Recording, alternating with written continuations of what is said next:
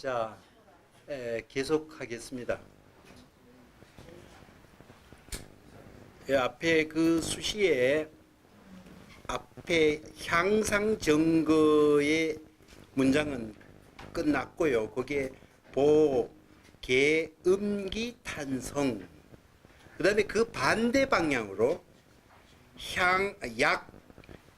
향하 증거. 이번에 이 위로 올라가는 게 아니고 아래로 쭉 내려가면은 말이에요. 아래로 자꾸 바꿔서 밑으로 끝까지 내려가면은 해계 멸몽. 한문이 되게 어렵죠.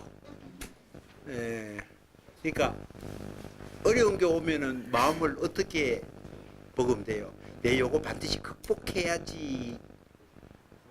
또 하지 말고 이건 어려울수록 이건 알아봐야 빨리 잊어버리니까 그냥 이거는 몰라야지 이렇게 해서 마음 먹었어요. 해계는 초파리 같은 거 아주 작은 그 음식에서 이렇게 나오는 작은 벌레고, 멸몽은 왜 우리가 소 같은 데 오면은 우리가 그 사람 가면 막 이렇게 날파리 같이 계속 따라다니잖아요. 근데 꼭 눈앞에 나타나요. 그래서 눈의 놀이라고 그래요. 그걸 눈의 놀이 또는 하루살인데 하여튼 요런 버러지 작은 미물이에요. 그 다음에 준동 함령. 우리가 준동은 꼼질꼼질 그린다 이 말이에요. 굼실굼실 그린다 그 준동. 우리가 준동이라는 말이 벌레가 굼실거린다 뜻인데, 뭔가 이 뭐 나쁜 세력이 은밀하게 이렇게 나타나는 걸 준동한다는 말 쓰잖아, 그죠? 그러니까 준동 함령, 이렇게 꼼질꼼질 거리면서 요거는 혼이 있어요. 즉 생명체란 뜻이죠. 그러니까 앞에 해계 멸몽과 준동 함령은 아주 미물과 같은 작은 벌레들을 이야기해요. 이 미물의 작은 벌레들도, 우리 눈에 띄지 않는 작은 생명체들조차도 함령, 즉 영이 있으면은 이 모두 하나하나가 일일 방대광명, 모두가 대광명을 방사할 수 있어요. 있고, 또 모두 하나하나가 병립, 우리가 병립천인 얘기했는데 병립만인이에요. 뭐 병립천인, 병립만인 얘기는 지난번에 했죠.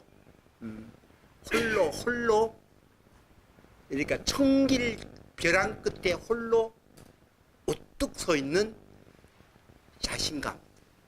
그러니까 우리의 존재를 우리는 타자에 의뢰해서 보증받으면서 세상에 존재하려고 그러잖아요, 우리가. 누가 날 좋아하고 내가 세우면 나들 박수를 쳐주고, 누가 날 찾아올 거고, 누가 날 존경할 거고, 그 다음에 내가 무슨 직장을 가졌고, 내가 돈이 얼마고, 즉 외재적인 어떤 지위나 물질 관계를 통해서 내 존재를, 그래서 내가 사는 게 보람이 있다. 우리 사는 삶의 원리가 그거잖아요. 타자에 의해서 증빙받아서 내 존재의 의미를 찾으려고 하잖아요, 우리 모두가. 선의 정신은 그것을 거기서 벗어나고 있을 때 정말, 그러니까 절벽에 아무도 안 올라가는 그 절벽에 혼자 우뚝 서 있을 때, 이게 자기 자존감이 있을 때만이 그게 할 수 있는 거예요. 자기 존재의 자신감은 자기 내부에서부터 얻는 거지 외부에서 보증받아서 내 존재의 희망을 찾지 말라는 거예요. 존재의 의미를 찾지 말라는 거예요. 그래서 병립천인이라는 말을 계속하고 있어요. 그러니까 이걸 달리 말하면 석가모니 뭐예요? 천상천하 유아 독존이라는 거죠.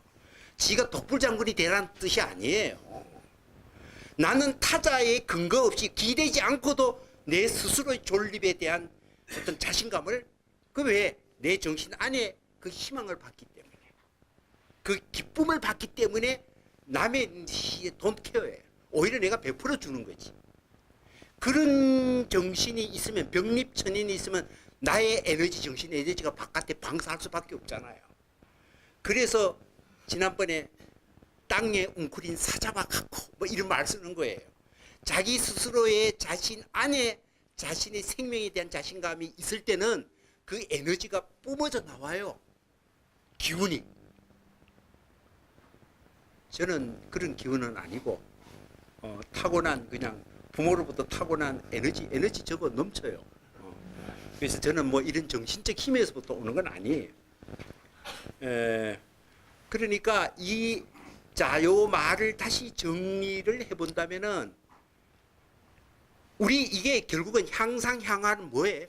우리 마인드예요. 우리 정신이에요. 우리 정신을 위로 계속 솟구쳐 나가면은 석가모니, 미륵불, 그 다음에 뭐 이 훌륭한 존재조차도 그 정신의 그 상승적인 더 넓은 힘에 대해서 할 말을 잊어버릴 정도로 어마어마한 거고, 아래로 내려오는 게 다운된다는 게 아니고, 이것도 역시 방향은 똑같아요. 위로 가나 아래로 가나 정신의 확장성과 유연성은 마찬가지예요. 아래로 난다고 쫄아든다는 소리가 아니에요. 쫄아드는 소리.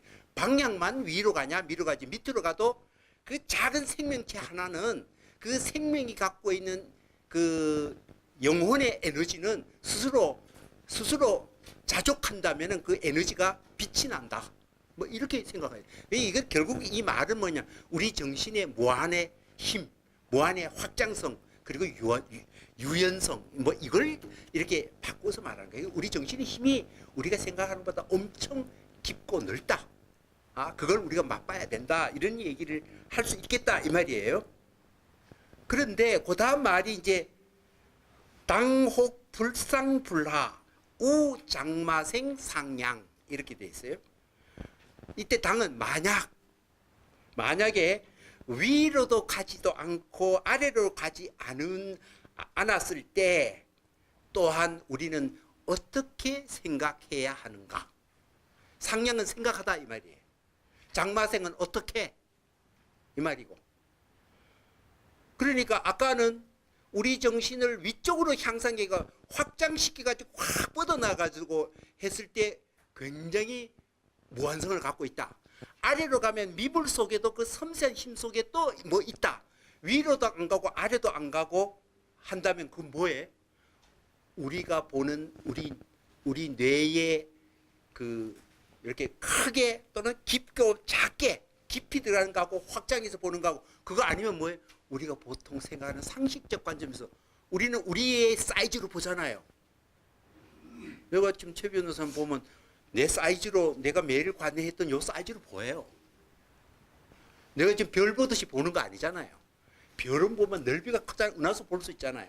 근데 지금 요 가까이에서 사람 보고 요 크기에서 비교하잖아요. 요게 위로도 안 가고 아래도 안 가고 우리가 길들여진 우리의 보편적인 요 용량에서 우리가 서로를 바라본다면은 이 말이에요. 우리가 이렇게 본다면은 뭐 어떻게 생각해야 될까? 다시 말하면 우리 상식적 관점에서 우리의 삶의 의미와 마음 관리법은 어떻게 할까? 이 말이에요. 이게 크게 아래로 위로 올라가면 뭐 무한정이 있지만 그거는 우리가 상식에서부터 출발해야 된다. 뭐 이렇게 볼 수도 있어요.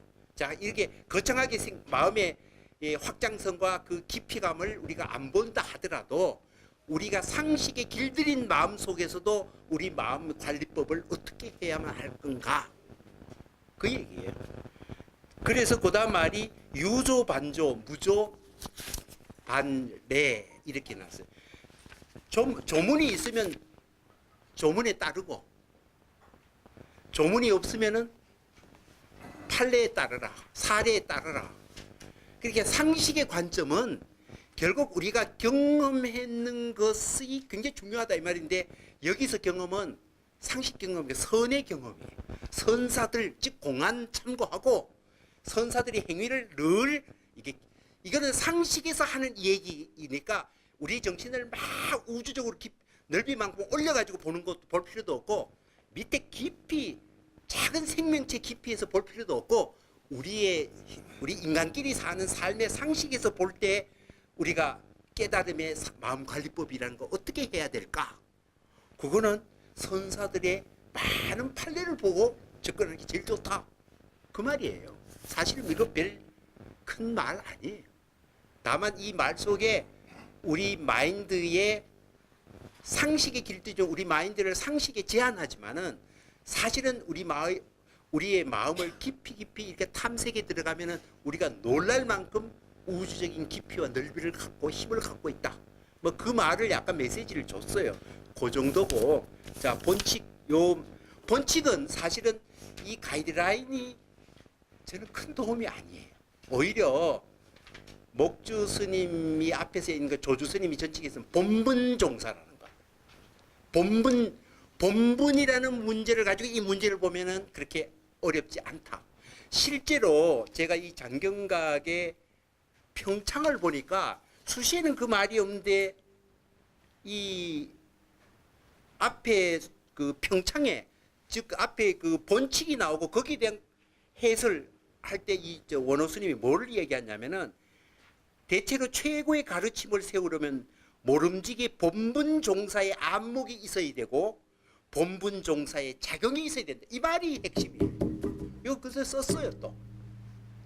그러니까 이 십칙을 이해한 데는 본분이라는 말을 꼭 이해하고, 본분이라는 건 무슨 뜻이라고 그랬어요?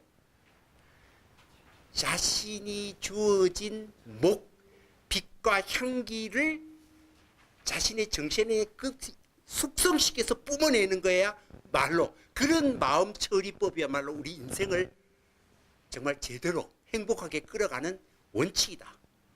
그 말이에요. 내 주어진 내 몫을 남하고 비교할 필요도 없고 우열 판단할 것도 없고 그냥 주어진 걸 숙성시켜서 자신의 향기와 빛깔을 내서 우리 인생을 비교할 필요 하나도 없다. 그게 본분종이에요. 자신의 꽃을 피워라는 거예요. 한마디로. 그러니까 이게 뭐냐면 이 식이 핵심이 뭐냐면 인제의 할이 너무나 유명하니까 할을 따라하다가 낭패 본 살이에요. 왜? 자신의 향취에 있는 할이 아니었으니까. 그래서 여기에 이 본분이라는 말에 이거하고 연관시켜서 계속 나오는 말이 뭐냐면 작가라는 말을 계속 써요. 작가, 작자, 작가.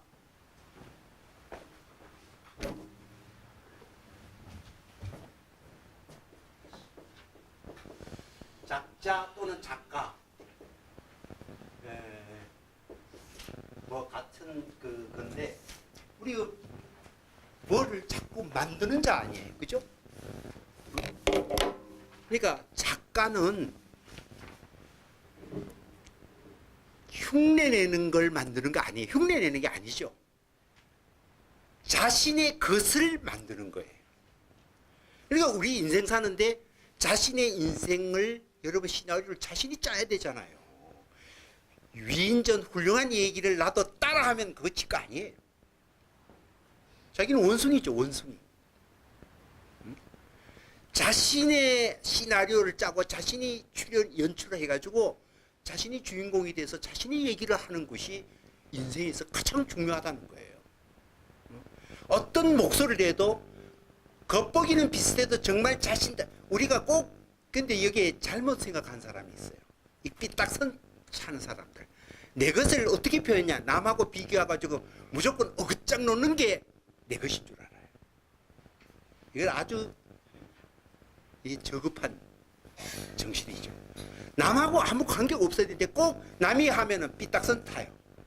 그걸 부정하고 막 평가하고 그거는 뭐예요? 지 거 아닌 걸 가지고 자꾸 휘말려 들어가서 정작 자신의 것을 찾지 않으면서 남 해놓는 걸 갖다가 파토하는 거.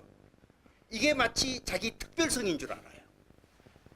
이게 아주 수준 낮고 이런 사람들이 이런 정신의 마인드를 쓰는 사람일수록 진짜 자신의 향기를 품을 수가 없어.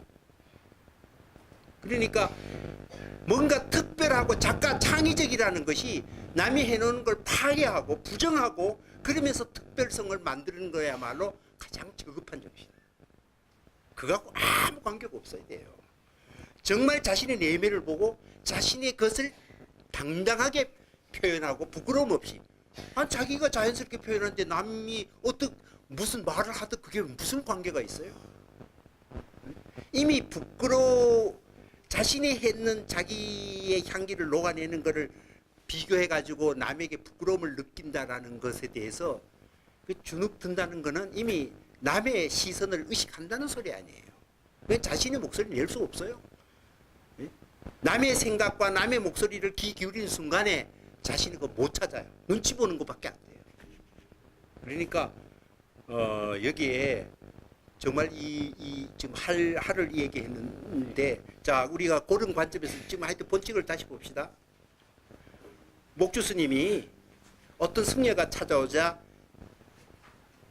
근리, 최근에 심처 어디에서 떠나왔냐, 어디에 있다가 지금 여기 왔느냐. 그러니까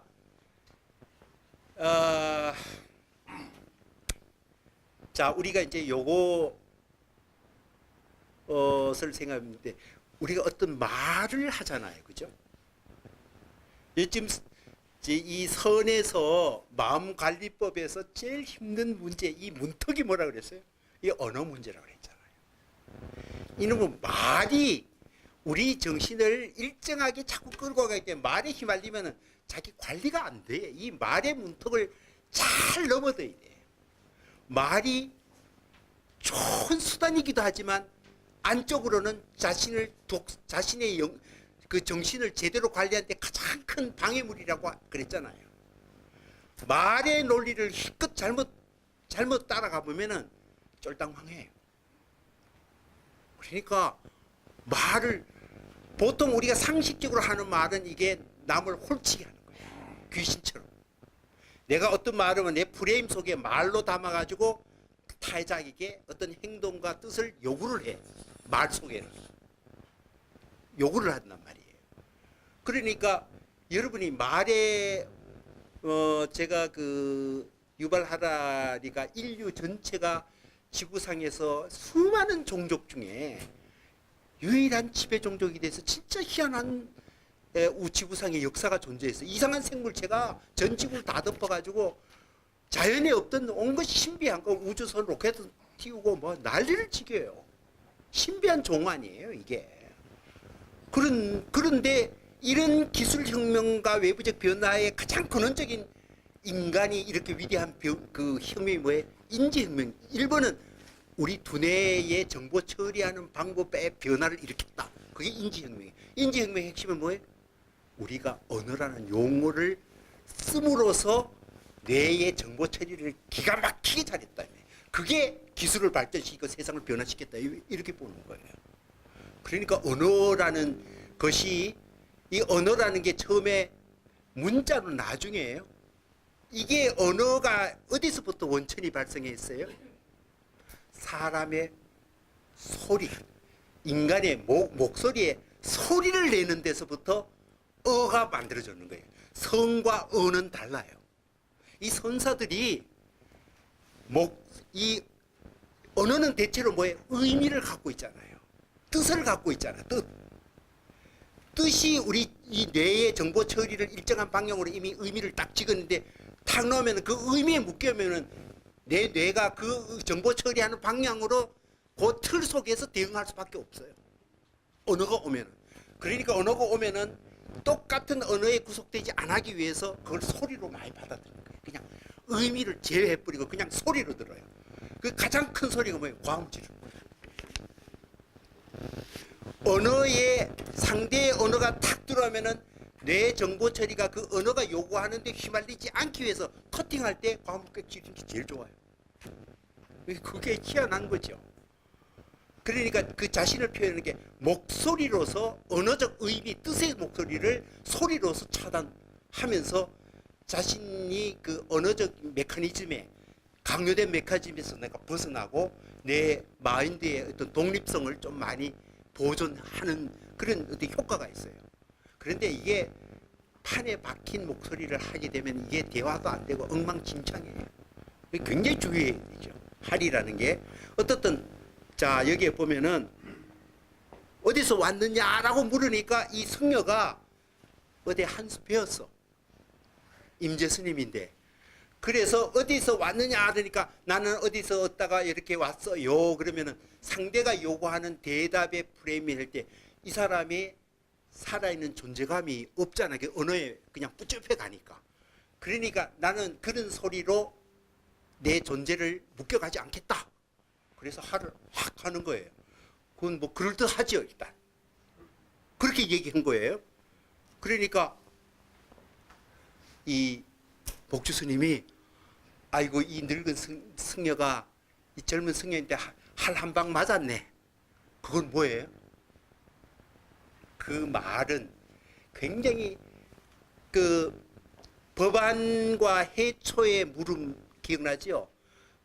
무엇이 부처입니까? 라니까 법안 스님이 무엇이 뭐뭐다라는 지식의 의미를 요구하는 그 언어적인 그 프레임에 안 갖추기 위해서 내가 그냥 있는 그대로 규정적 정의라는 나는 내 마인드를 어디 이렇게 처리한다. 있는 그대로 본다. 네가 해초네. 그 말에 안 묶여가요. 네가 해초네 이렇게 말했잖아요. 그런데 여기에 노승이 너희한테 할 한 방 맞았네 그러면 있는 그대로 지금 상황을 표시하는 것도 있고 이 당사자가 이걸 또 말로 받아들여 가지고 있는 그대로 말로 받아들여 가지고 그 위험을 표시가 또 한 번 화를 했어요. 요게 처음에 너는 어디서 왔냐 할 때 그 언어적 프레임에 안 갇히기 위해서 할을 했단 말이에요. 자기 존재를 표현했죠. 자유로운 존재를 할로서 표현했어요. 두 번째 아이고 한 방 맞았네 그러니까 또 그 언어적인 프레임에 안 갇히기 또 한 번 할을 했어요. 그러니까 이때부터 좀 이 목주 스님이 의심스러워서 또 말을 가지고 네가 그렇게 빠져나온 말을 다시 말 속에 진짜 빠져나올 수 있는가 한번 물어. 자 그러면 네가 3번 4번 하면 네 그 다음에 어쩔래? 그러니까 그때는 이 사람이 그 말에 포획돼 버리는 거예요. 그걸 언어적 의미로 받아들이가 그만 할 말이 잃어버리는 거예요. 결국은 처음에는 한두 번 그 말의 프레임에서 빠져가지고 뭔가를 이렇게 자유로운 정신을 자기 존재를 증명하려고 그랬는데 결국 2번, 3번 하니까 요게 다시 휘말려 가버리는 거예요. 빼코서 해버리는 거예요. 그리고 아무 말 못했어요. 야, 그러니까 야, 이 엉터리야. 응? 네가 겉보기는 그럴듯하겠지만 일정한 수준에 숙성되지 않았어.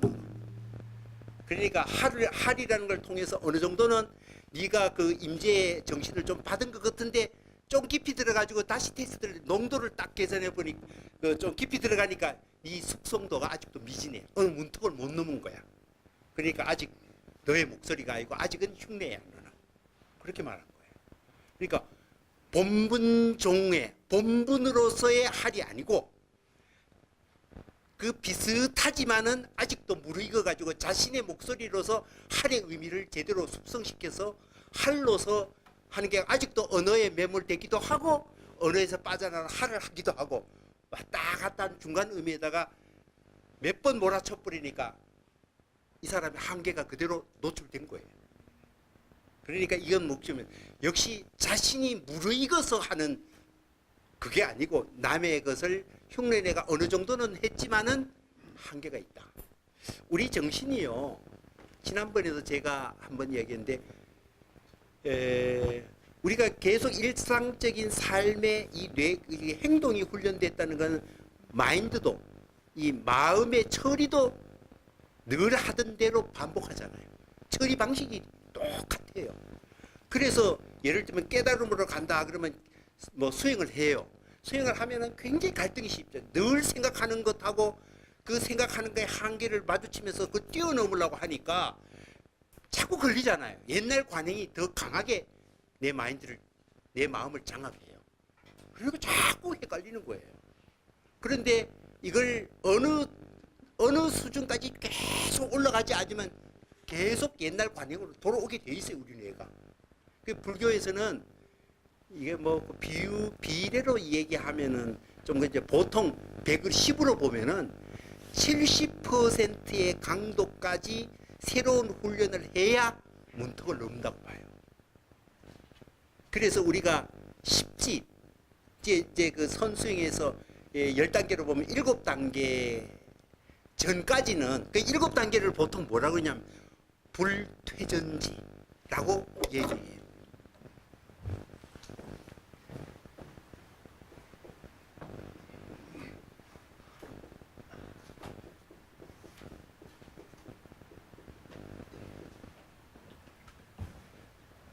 퇴전 빼고서 한다는 거잖아요.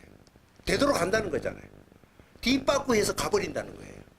우리가 뭐 지난번에도 좀 작심삼일 같은 거 그렇게 얘기하잖아요.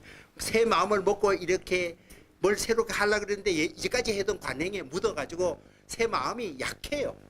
옛날에 해왔던 나의 생각과 생활 습속의 행동 방식이 훨씬 내 안에서 잠재력이 커요. 그 업력이 커요. 그걸 뒤바꾸기 위해서는 더 새로운 프레임이 더 강도 높게 어느 레벨까지 꼭 올라가야 이게 바뀌어요. 일반적으로 우리 뇌 정보의 관행력은 그 정도로 무섭습니다. 우리는 불교에서 그걸 습 또는 업력이라고 그러죠. 내 앞에 반복된 훈련의 관행이 기억 속에 패러다임 속에 딱 해가지고 내 생각을 하는 그 방향으로 끌어가려고 계속 나를 유도하죠. 내가 달라진다는 거는 이게 그냥 어느 순간 한 번에 있어도 되는 거 아니에요. 그래서 그런 거를 좀